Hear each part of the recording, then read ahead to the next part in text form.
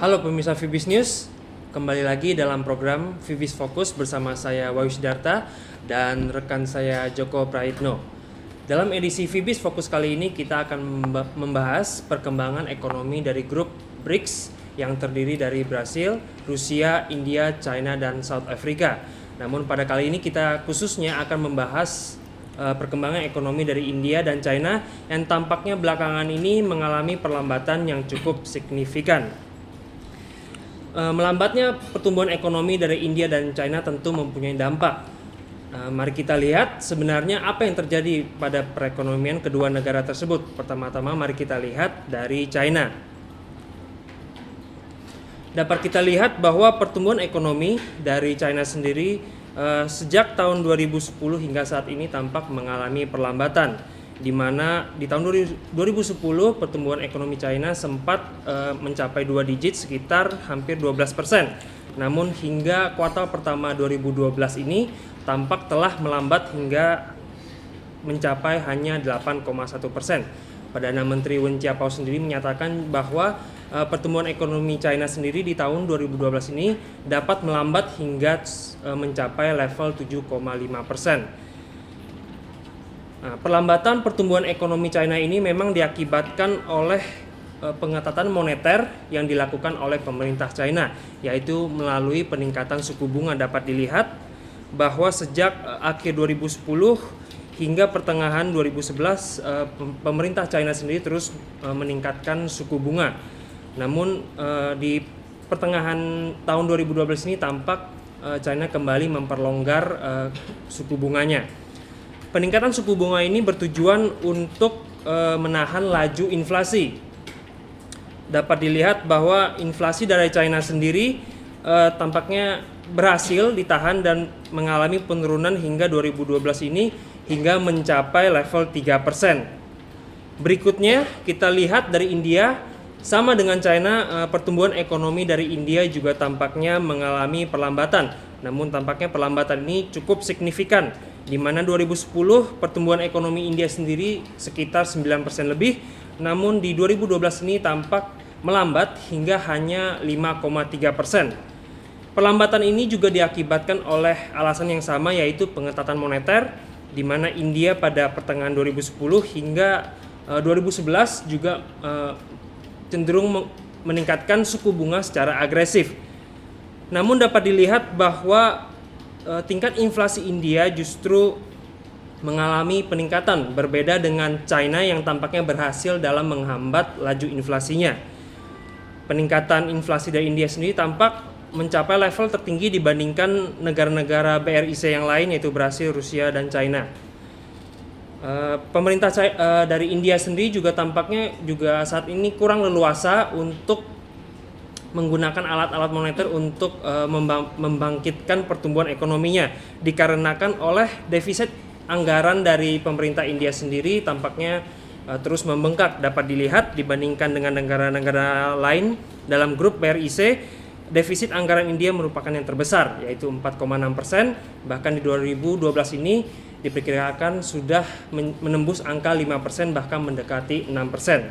Nah, tentu perlambatan dari ekonomi China ini dan India ini mempunyai dampak secara global, terutama terhadap sektor komoditi. Nah, Joko, sebenarnya dampak perlambatan ini terhadap sektor komoditi seperti apa dan mengapa bisa terjadi demikian? Oke Wahyu, seiring dengan adanya sebuah fase perlambatan ekonomi terhadap perekonomian China maupun India, beberapa komoditi utama global justru mengalami kondisi yang tidak menguntungkan. Bahkan pada pergerakan beberapa komoditi seperti tembaga, emas, dan minyak mentah, kondisinya cukup tidak meyakinkan sampai dengan akhir tahun ini. Hal tersebut mengingat India maupun China merupakan konsumen terbesar terhadap beberapa komoditi utama, baik pada komoditi logam maupun komoditi energi. Seperti kita lihat bahwa pergerakan emas sendiri dalam beberapa waktu terakhir bahkan mengalami pergerakan yang terbatas. Hal tersebut disinyalir akibat adanya dampak dari penurunan permintaan emas di India terhadap beberapa sektor industrinya. Bahkan pada tahun ini permintaan emas India mengalami penurunan sampai dengan 19%. Hal tersebut merupakan penurunan terbesar permintaan emas India dalam beberapa tahun terakhir, terutama sejak krisis ekonomi global yang terjadi pada tahun 2008. Sedangkan pada China kondisinya sedikit lebih baik, di mana permintaan emas, terutama emas batangan, masih mengalami kenaikan, di mana perekonomian China rupanya masih cukup meningkatkan percadangan emas batangannya di saat krisis ekonomi global yang sedang terjadi pada saat ini. Sedangkan pada tembaga, China sendiri diprediksi akan mengalami penurunan permintaan. Hal tersebut disinyalir akibat adanya penurunan penjualan otomotif di China yang mengalami penurunan sampai dengan 2,2% pada kuartal pertama tahun ini.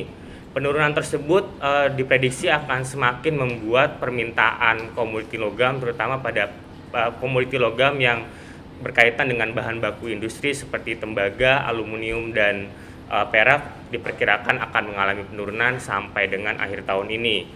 Sedangkan pada India, permintaan baja masih cukup positif. Hal tersebut terkait dengan adanya pernyataan dari Perdana Menteri India, Manmohan Singh, yang menyatakan bahwa pihak pemerintah akan memberikan stimulus terhadap sektor industri dan sektor manufaktur terkait dengan adanya proyek-proyek besar, yaitu seperti pembangunan jalan dan pembangunan gedung-gedung yang berkaitan dengan infrastruktur publik. Sedangkan pada minyak, kondisinya masih cukup negatif, di mana China diprediksi akan mengalami penurunan permintaan minyak mentahnya sendiri dalam beberapa waktu ke depan. Hal tersebut terkait dengan adanya potensi yang cukup kuat terhadap penurunan ataupun perlambatan ekonominya sampai dengan kuartal terakhir tahun ini. Namun dari itu, pada impor minyak pada bulan Mei yang lalu, hal tersebut rupanya sedikit tersingkir, di mana permintaan minyak pada bulan Mei mengalami kenaikan sebesar 5,98 juta per barrel dalam satu hari, di mana level tersebut merupakan level yang cukup tinggi dibanding bulan sebelumnya, di mana permintaan ataupun impor minyak di India, maksud saya di China, mengalami kenaikan hanya sebesar 5,8 juta barrel per hari. Kondisi tersebut rupanya masih cukup memungkinkan bahwa permintaan minyak mentah maupun permintaan beberapa komoditi energi masih cukup mengalami kenaikan di China. Sedangkan pada India, kondisinya masih cukup positif, di mana India maupun Iran rupanya masih cukup secara bilateral masih mengadakan sebuah kerjasama dalam hal pasokan maupun impor minyak dalam beberapa waktu terakhir. Bahkan pemerintah India maupun pemerintah Iran secara sepakat akan tetap menjalankan beberapa proyek pengiriman minyak sampai dengan waktu yang tidak ditentukan. Hal tersebut memberikan sebuah sinyalemen bahwa prospek permintaan India masih akan terjaga dan potensinya masih akan sangat positif dalam beberapa waktu ke depan. Demikian, Wahyu. Ya, pada segmen berikutnya kita akan melihat atau mendengarkan pendapat dari CEO Fibis Consulting, yaitu Bapak Alfred Pakasi, mengenai perekonomian dari grup BRICS sendiri. Mari kita saksikan bersama. Ya, Pak Alfred, saya mau tanya sedikit tentang pendapat Bapak mengenai ekonomi dari BRICS atau BRICS, yaitu Brasil, Rusia, India, China, dan South Africa atau Afrika Selatan. Kita tahu bahwa tampaknya saat ini posisi perekonomian global sudah mulai bergeser dan peran dari BRICS ini tampaknya sudah mulai meningkat. Sebenarnya hingga saat ini posisi BRICS sendiri di perekonomian global sudah sampai di mana dibandingkan negara-negara yang lain? Iya, BRICS ini kalau dilihat sekarang sudah menguasai sekitar GDP total itu sekitar mungkin 13,7 triliun US dollar. Ya, itu merupakan satu kekuatan ekonomi terbesar kedua di dunia, karena Amerika itu sekitar 17,5 triliun US dollar saat ini sebagai kekuatan ekonomi terbesar. Sementara dalam BRICS ini ada China yang saat ini sekitar 7,3 triliun US dollar ya, GDP-nya. Jadi kalau kita lihat nih gabungan daripada negara-negara Brasil, Rusia, India, China, dan South Africa ini seperti satu kekuatan nomor 2 ekonomi terbesar di dunia ya. saat ini. Jadi tentu peranan mereka sangat besar ya, melihat sebagai nomor 2. Sementara Amerika sedang mengalami recovery atau pemulihan ekonomi yang lambat. Nah, sementara ini masih termasuk satu pertumbuhan ekonomi yang masih terus bertumbuh, walaupun juga ada ancaman melambat juga terkait dengan krisis global hari-hari ini. Lalu dapat kita lihat juga bahwa sebenarnya tampaknya belakangan ini pertumbuhan ekonomi dari India dan China mengalami perlambatan. Lalu apa dampaknya terhadap perekonomian global? Padahal saat ini kawasan Eropa sedang dilanda masalah krisis utang.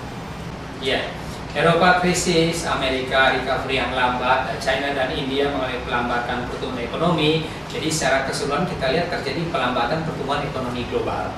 Gitu. China dan India yang pernah disebut sebagai motor pertumbuhan ekonomi dunia yang baru pada waktu tahun 2007, 2008, 2009. Pada saat ini saya pikir tidak bisa disebut lagi sebagai motor yang baru. Ya, terjadi pelambatan pertumbuhan ekonomi. China sekarang sekitar 7,3% pertumbuhan ekonominya. India juga sekitar itu, tapi diperkirakan tahun 2012 ini dan kemudian 2013 akan semakin lambat. Bahkan seperti India mungkin 2013 diprediksi bisa sampai sekitar mengarah ke arah 5,5%. Bisa jadi lebih rendah daripada pertumbuhan ekonomi Indonesia. Sementara anggota BRICS yang lain seperti Rusia, apalagi seperti South Africa ya, pertumbuhan ekonomi juga tidak cepat ya. South Africa di bawah 3%, hanya 2,8% pertumbuhan ekonominya untuk 2011-2012 ini. Ya, akhirnya kita melihat bahwa BRICS ini agak sulit untuk menjadi satu lokomotif pertumbuhan ekonomi global. Ya, karena ikut terpengaruh pelambatan ekonomi global. Mungkin kekuatan gabungan daripada G20 itu yang nanti lebih bisa untuk mendongkrak pertumbuhan ekonomi global, di mana Indonesia diharapkan untuk masa-masa depannya itu bisa semakin berperan. Mungkin satu hari kita akan melihat bahwa dunia mengakui Indonesia sebagai salah satu motor pertumbuhan ekonomi dunia. Demikian tadi penjelasan dari Bapak Alfred Pakasi terkait dengan proyeksi dan prospek terhadap perekonomian negara-negara yang tergabung dalam BRICS. Sampai jumpa di segmen Fibis Fokus selanjutnya dan semoga penjelasan dari kami bermanfaat bagi Anda semua. Salam Fibis!